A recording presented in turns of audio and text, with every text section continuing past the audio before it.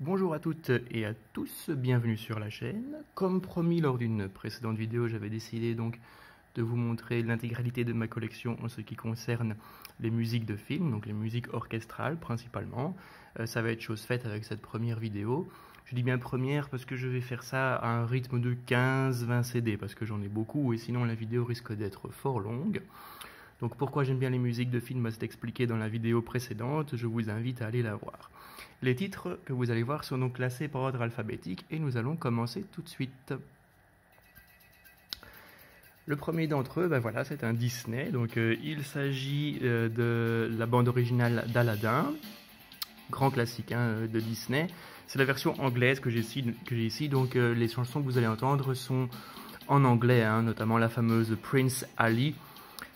Très bon CD celui-là, évidemment très bon film de Disney Aladdin qu'on ne présente plus.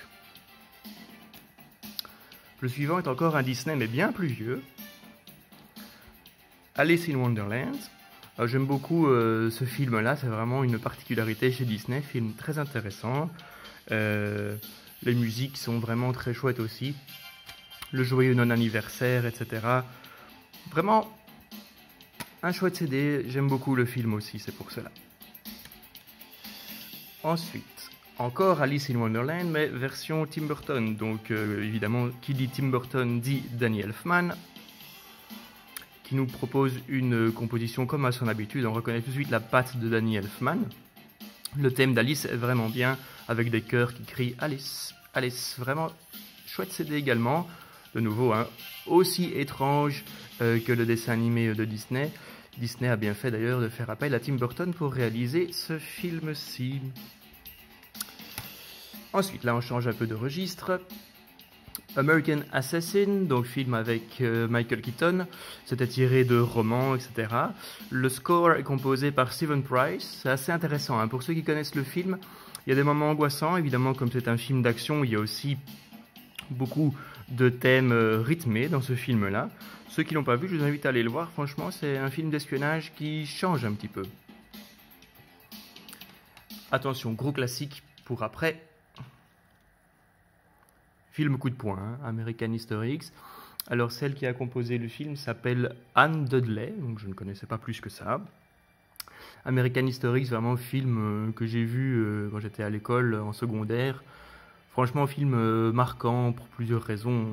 Déjà l'histoire elle est top, il y a certaines scènes quand même assez violentes, ceux qui connaissent le film.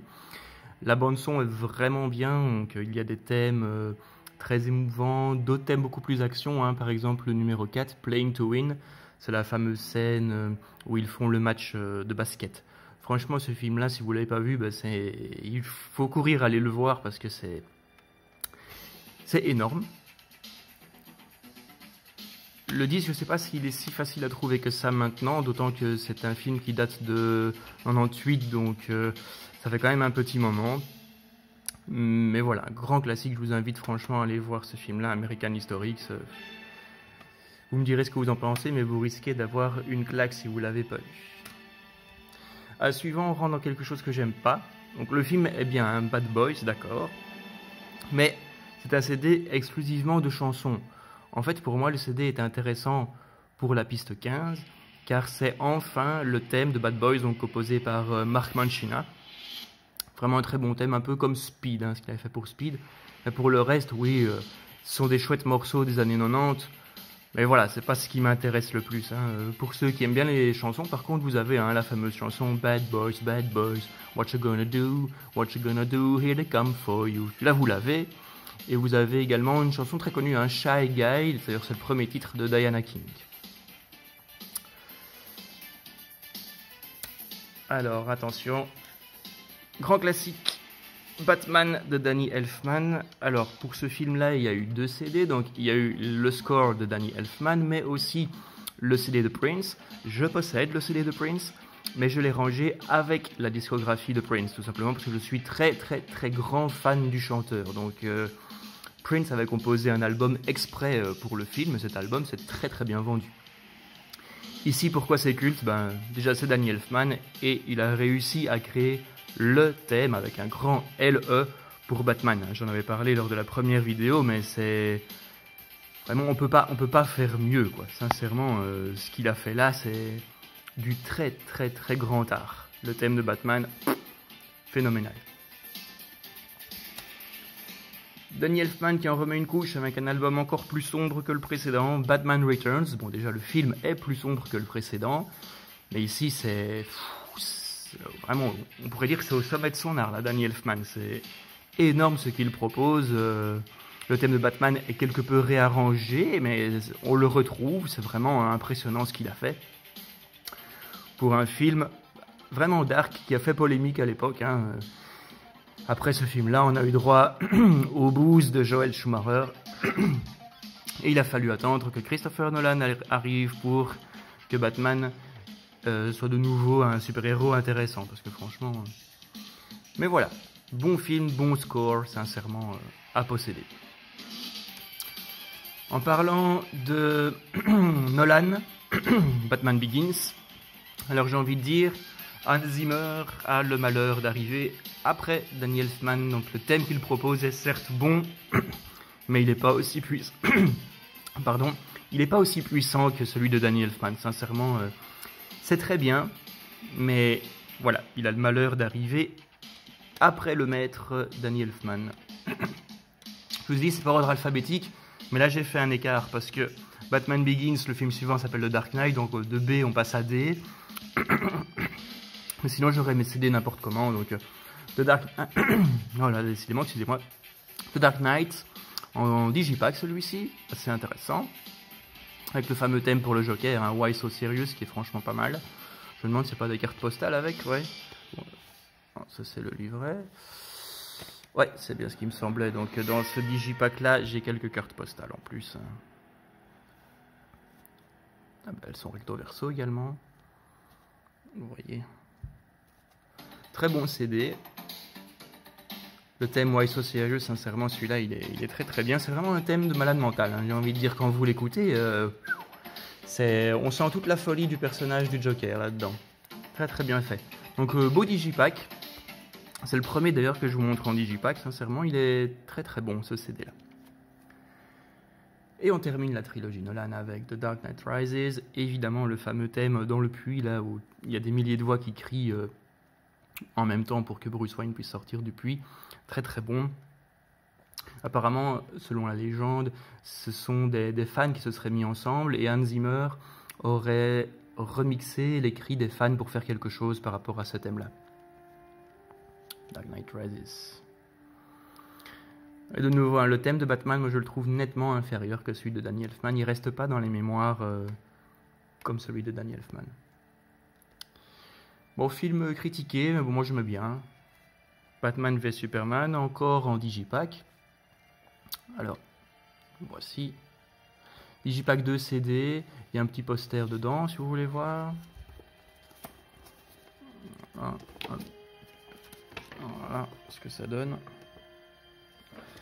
Le film est bien en version longue, sincèrement, comme tout le monde le dit, en version longue il est pas mal. Et alors le CD, il est chouette aussi.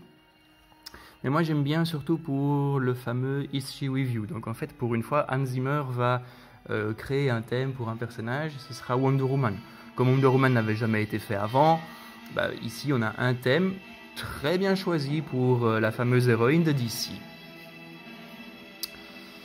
Encore du Danny Elfman.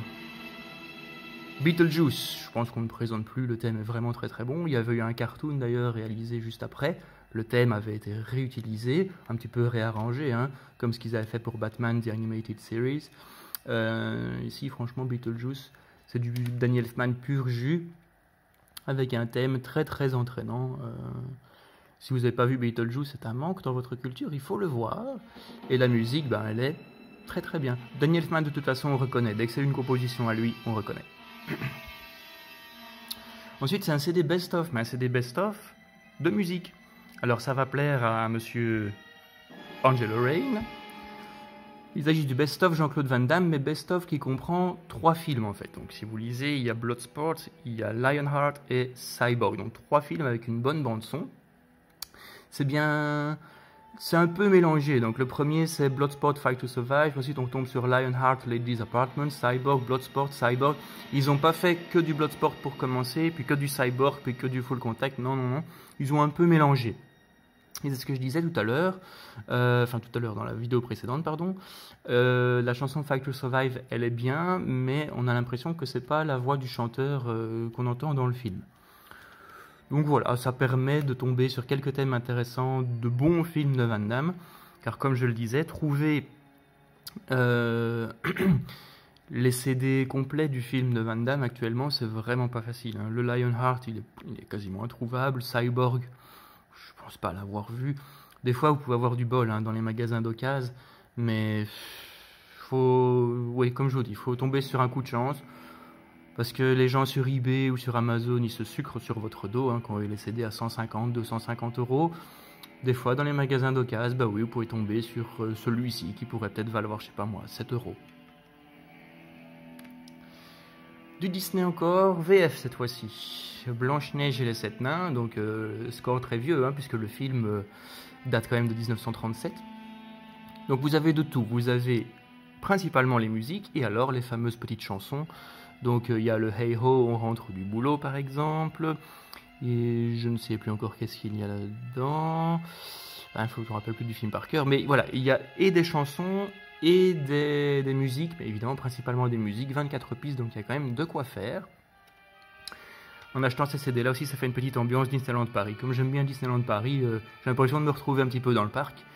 Et actuellement, comme tout est fermé à cause du fameux Covid merdique 19, il faut bien pouvoir se replonger dans une ambiance d'une manière ou d'une autre. Donc voilà, ce CD-là, il m'aide. C'est un petit peu comme si j'étais à Disneyland Paris. Suivant, je l'ai chroniqué dans ma vidéo précédente, Bloodsport, le CD complet. Avec donc 22 pistes et la chanson donc avec le chanteur original Fight to Survive. Pour plus de détails, vous allez voir la vidéo précédente. Franchement, j'en avais parlé un petit peu. Ensuite, c'est un CD que de chansons, mais bon, c'est des chansons marquantes, typées 80s, années 80, Stallone et Cobra. Donc il y a des bonnes chansons là-dedans, oui. Il y a un ou deux thèmes musicaux, mais voilà, ici, ils ont favorisé simplement les chansons du film. Il y en a quelques-unes qui sont franchement pas mal, mais comme je vous dis, c'est très typé années 80. D'ailleurs, le film en lui-même a toute une scène où on a l'impression de regarder un clip MTV, avec Bridget Nielsen, je sais plus comment elle s'appelle. Enfin, bref, l'ancienne femme de Van Damme qui fait une sorte de danse. Ça ressemble franchement à un clip MTV. Sinon, c'est pas mal comme CD. Cobra, le film est chouette aussi, mais très typé années 80. Encore de Danny Elfman, vous allez me dire, oui, mais c'est un grand compositeur, Danny Elfman. Et en plus, les films qu'il fait avec Tim Burton, ils sont tous excellents, surtout au point de vue pop culture. Edward Scissorhands, Edouard aux mains d'argent, que dire, c'est énorme. Énorme, franchement. Déjà rien que le film, il n'y a que Tim Burton pour pondre un truc pareil. Et alors les musiques, elles sont franchement bien. C'est Ice Dance, la 7ème, rien que celle-là, Ice Dance, elle est juste terrible. C'est la fameuse scène où Edward commence à tailler dans la glace une statue de la fille dont il est amoureux. Franchement, excellent ceci. Il n'y a pas beaucoup de mots pour dire à quel point ce CD-là est très bon, ce film est très bon. Un grand chef-d'œuvre qui est loin de vieillir, j'ai l'impression. Suivant était chroniqué également, Enter the Dragon. Le compositeur, donc c'est Lalo Schifrin. Voilà, bande son très funky avec le fameux thème de Bruce Lee. Donc vous l'avez en 2 fois, vous l'avez en piste 1 et en dernière piste. Je ne sais plus très bien pourquoi, là il y a une reprise dedans, peut-être qu'il est un peu plus long, je ne me souviens plus. Mais franchement voilà, CD au complet, 10 pistes, grand film, et alors rien que pour le thème principal, c'est un CD intéressant. Et on termine par du western, et qui dit western, Ennio Morricone, avec la lettre F, for few dollars more, donc chez nous c'est pour quelques dollars de plus. En digipack, bon, pas grand chose, ici une petite photo en noir et blanc, le CD, très court hein, comme CD, il y a peut-être 8 musiques, c'est vraiment très très court, mais elles sont toutes très très bonnes, hein, que ce soit le thème d'ouverture. Vous avez même d'ailleurs, pour ceux qui connaissent le film, le méchant là-dedans, l'ennemi principal, il utilise une espèce de petite montre à gousset qui fait une musique. Et à la fin de cette musique, ils doivent se tirer dessus. Ça indique le départ pour se tirer dessus. Ça s'appelle Carillon.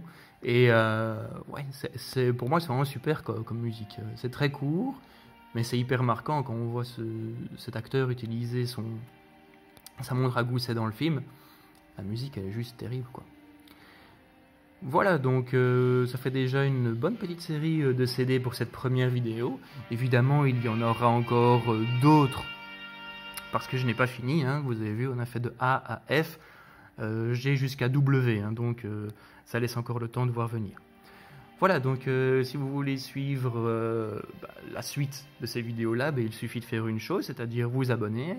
Si vous avez aimé la vidéo, vous mettez un petit pouce bleu. Vous pouvez également écrire un commentaire, hein, est-ce que vous avez vu les films que j'ai présentés ici, est-ce que vous aimez les musiques, est-ce que vous avez un compositeur de musique de film préféré. Je n'avais pas parlé d'Hans Zimmer la dernière fois, mais qu'on entend beaucoup parler de lui ces derniers temps. Est-ce que c'est Hans Zimmer Bref, écrivez-moi quelque chose dans les commentaires, abonnez-vous et mettez un petit pouce bleu. Et moi je vous dis à une prochaine vidéo. Ciao!